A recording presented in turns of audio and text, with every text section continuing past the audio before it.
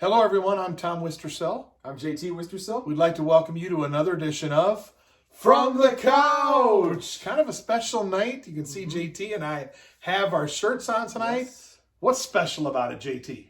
50th episode of From the Couch. From the day my dad first went to me and said, "Hey, I know you've been doing a lot of stuff for the NFL draft. You should talk about it." I said, "Okay, draft ends. Well, what's next? Oh, we like The Last Dance, talk about that. NFL, NBA history, NFL recaps, NBA draft, and we are now here to number 50. So thank you to all you guys who have watched and supported us as we've continued to this journey and excited to make a lot more videos as well. Yeah, so it's been a lot of fun, enjoying a little father-son time as we dig into the sports news of the world. And so we're here to celebrate week 14 of the NFL. So as usual, we'll go back and forth.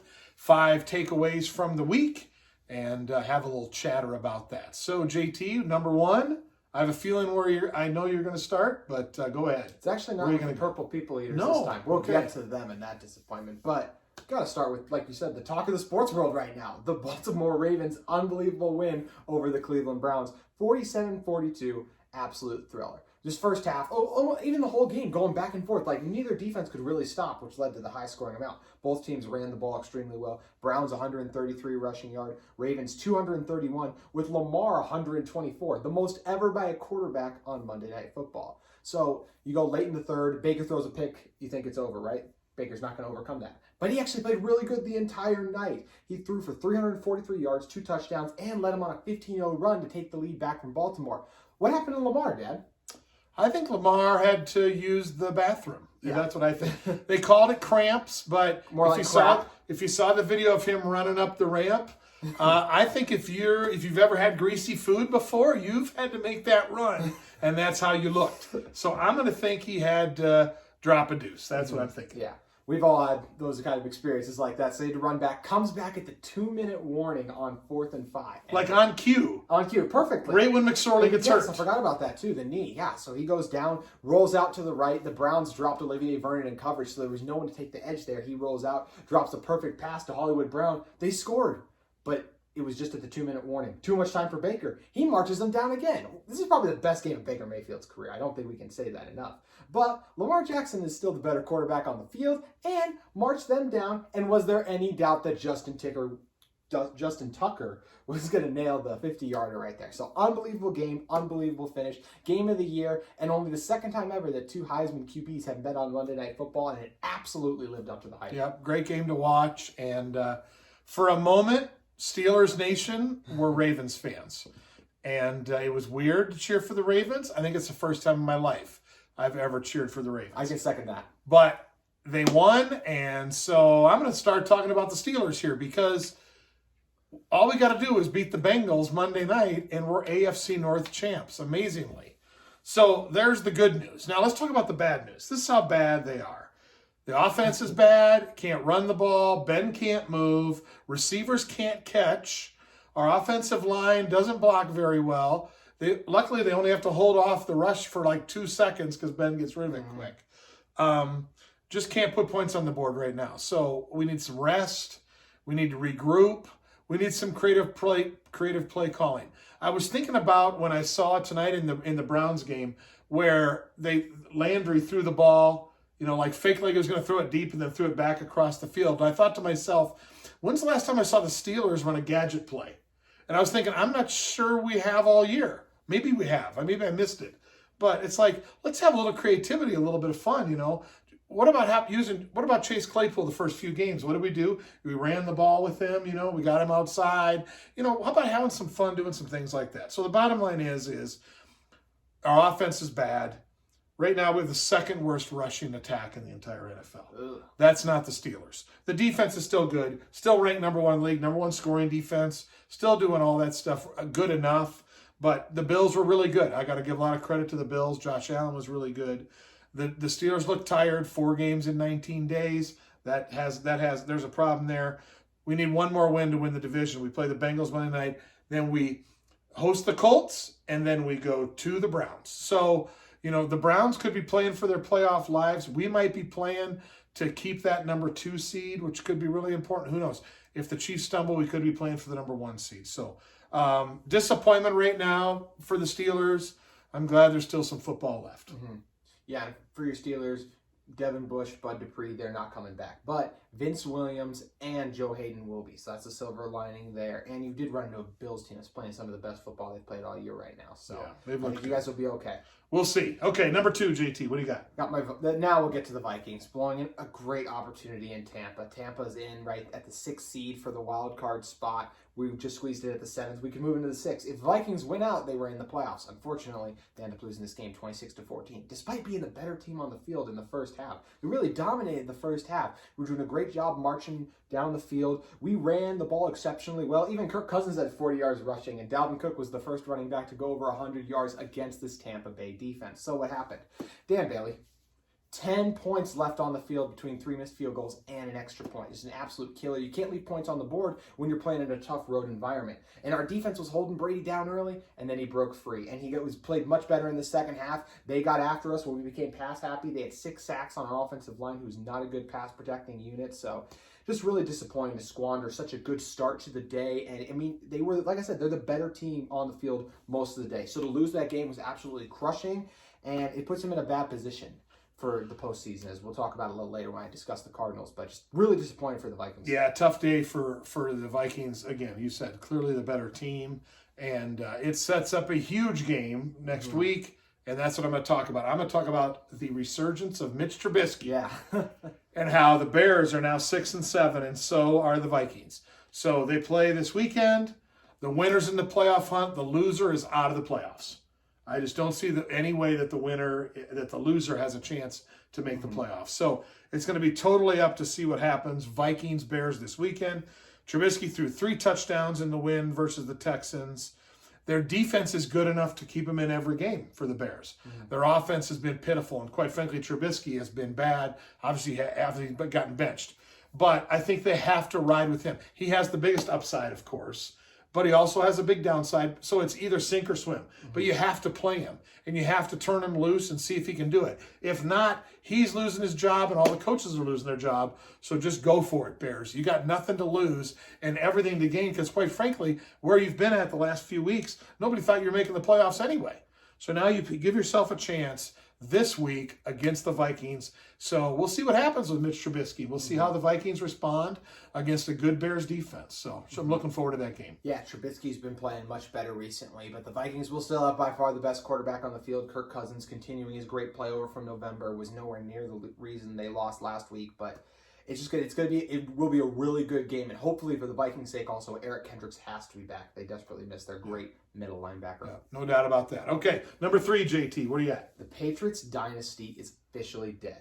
Maybe there was some thought, they get Cam Newton. Well, former 2015 MVP Cam Newton, maybe they could salvage it and still make it go. Nope, it's officially over. They're 6-7 with games versus the Bills and the Dolphins left on their schedule. 2 teams who I both think are better than them right now. Cam Newton, since the whole COVID thing, has not been the same quarterback. I mean, they won yes, they built the Chargers last week, but as we discussed, he only threw for less than 70 passing yards in that game.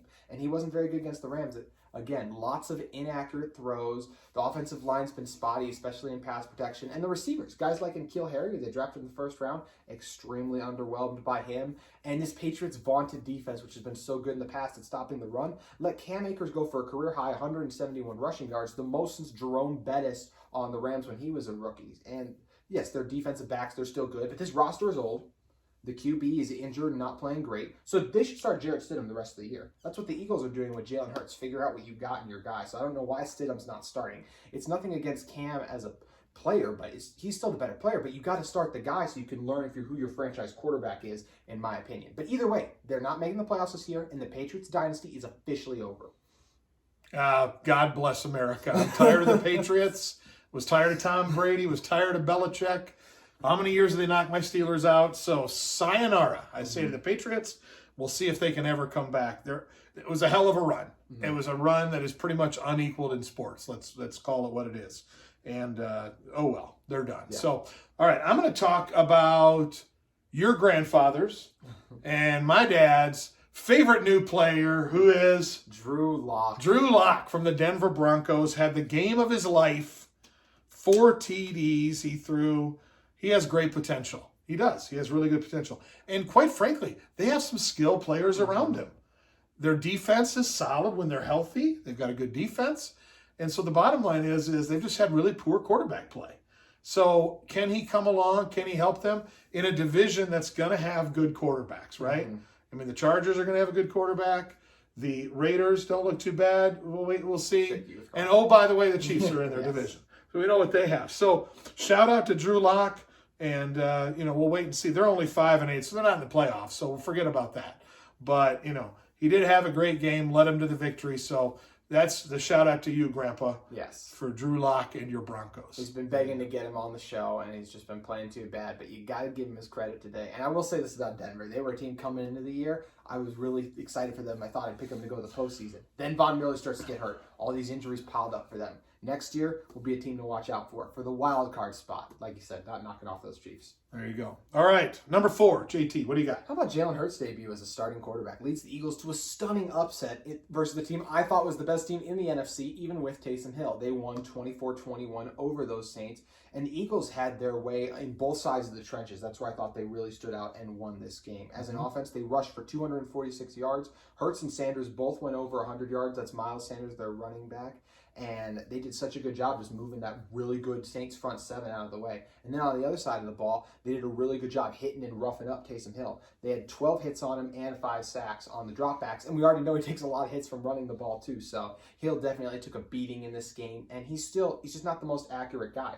The Saints' formula is get a lead so they continue to run the ball. When they fall behind, it's a lot harder for them to stay in games. Yes, their intermediate passing game is strong, but Hill's still got to make the accurate throws. And I was really disappointed. This Saints offensive line is really good on paper. And they lost a lot of their one-on-one matchups, getting beat by some lesser players across the edge.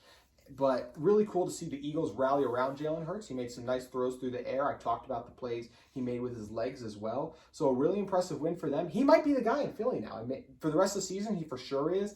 And it's such a weird situation with Wentz's contract, but I don't know. He's starting to win the locker room over. Someone who is going to get benched soon, though, is Taysom Hill. Like I said, they need Drew Brees to come back, and there's no doubt who's still the best quarterback on the Saints roster. And Jameis may even be coming in soon. Yeah, we'll see. It's amazing what happens. You talk about energy around a team in the locker room, and that's what Jalen Hurts brought. The guys were fired up.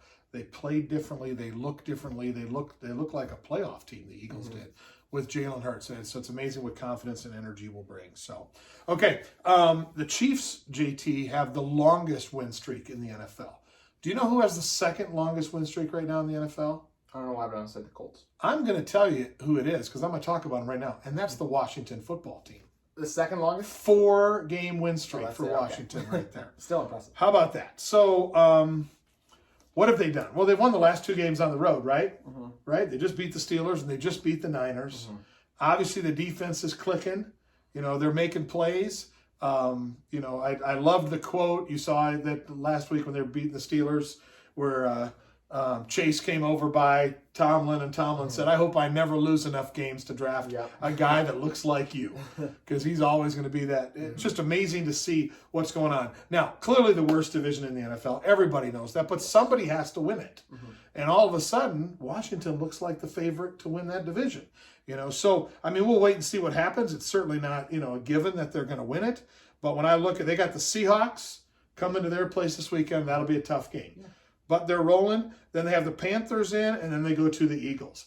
I think they finish 2-1 there, and probably finish the season 8-8 to win the division. So more power to them. They're 6-7 right now. So I think they can finish 8-8 and win the division. So amazing comeback for the Washington football team. A lot of credit to Ron Rivera and what he's doing there. Yeah, Coach of the Year candidate Ron Rivera.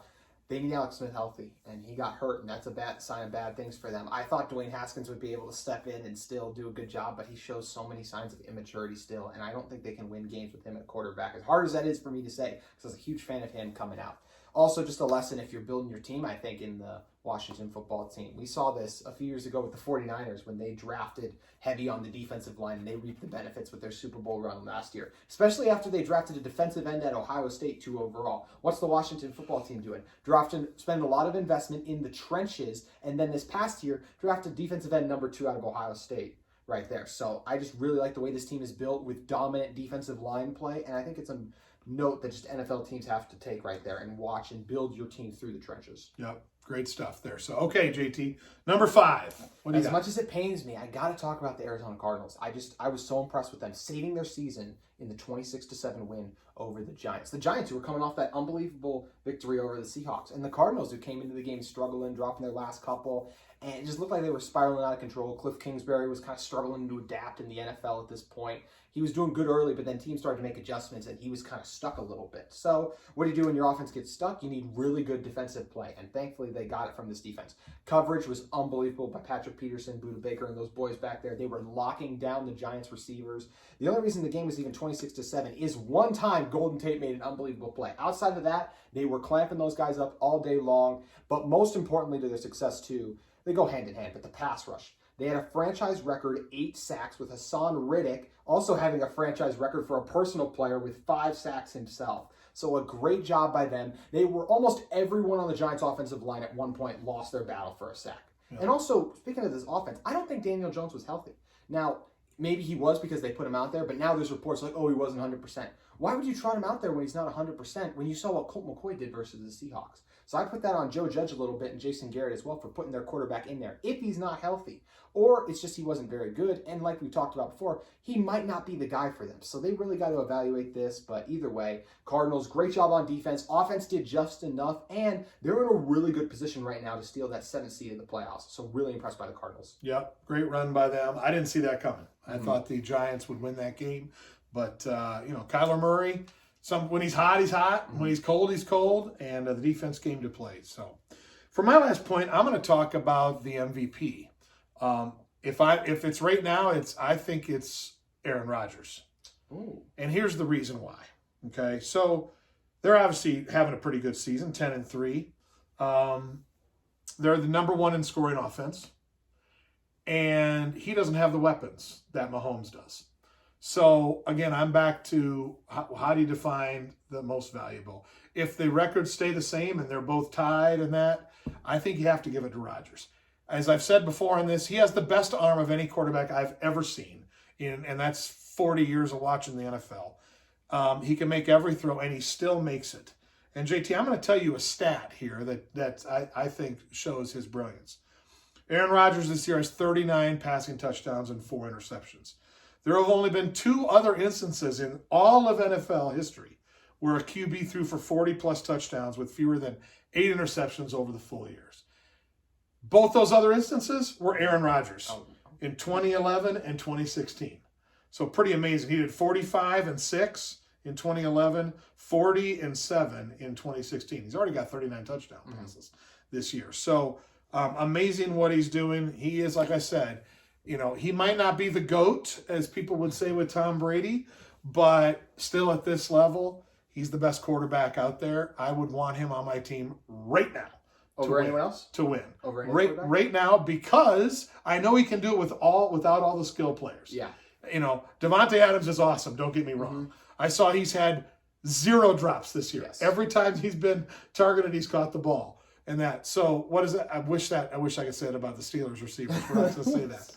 But it all comes back. It is pretty amazing that what Aaron Rodgers is doing. Yeah, he's unbelievable. I think he's the clear-cut number 2 personally right now. I would still side with Mahomes. I know he's got some really good skill possession. Really good. But I think they're unbelievable. He's got 4. Okay, Devontae Adams has 1. I mean, and maybe Tyreek and Hill, let's say they're even. Aaron Jones. But no. What do you mean? He's a top 10 back. You think so? Yes. Okay, all right. We'll give you Aaron Jones. Okay. And I will say this. Rodgers is much better protection than Mahomes has. So I do think that's something as well. He has more time to throw. So give some of those lesser receivers time to get open. It's a fascinating debate. I'll stick with Mahomes, who does have the Chiefs at 10-1 right now. Very impressed with them. But either one of those guys is very deserving of that award. And to have either one as your quarterback, you are in an unbelievable spot. You're right. Okay, we'll give you that. Okay, it's close between Mahomes and Brady. Maybe they meet in the Super Bowl this year. Yeah, that would Mahomes and Rodgers, yeah. I mean, Mahomes and Rodgers, yeah. That would be fun to watch. Derrick Henry sleeper 3rd place for MVP right now. We'll see about that. Non-quarterback MVP love. Well, we hope you enjoyed our long and very specific dive into NFL Week 14 and enjoyed our 50th episode of From the Couch. Way to go, buddy. Good ride. All right. So, hope you enjoyed it, and we'll look forward to seeing you next time on another edition of From the Couch. We'll see you next time.